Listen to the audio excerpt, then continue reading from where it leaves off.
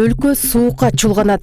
-20 градус суук келе жатат. Өлкөдө 4-6 ноябрь күндөрү аба ырайы кескин өзгөрөт. Бул тууралуу Кыргыз Гидромет билдирди. 4-5 ноябрда күндүз мезгили менен жаан жаап, айрым аймактарда карга айланат. Тоолуу райондордо кар жаап, кээ бир жерлерде жаан чачын катуу жаайт. Түнкүсүн жана эртең менен айрым жерлерде туман каптайт. Батыштан соккон шамалдын ылдамдыгы секундасына 4-9 метрден 15-20 метрге чейин жетет. Тоо этектеринде жана тоолуу райондордо жолдор тоңголок жана тайгак болот.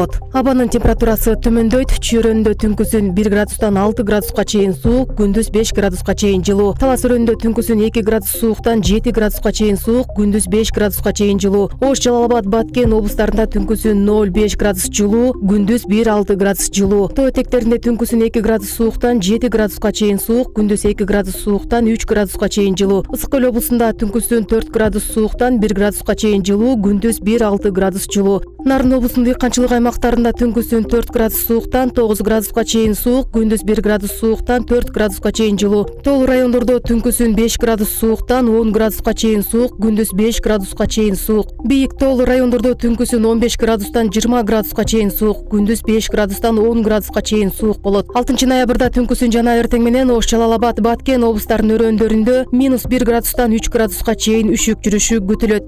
Бурулсун Айдарбекова, УТРК, Бишкек.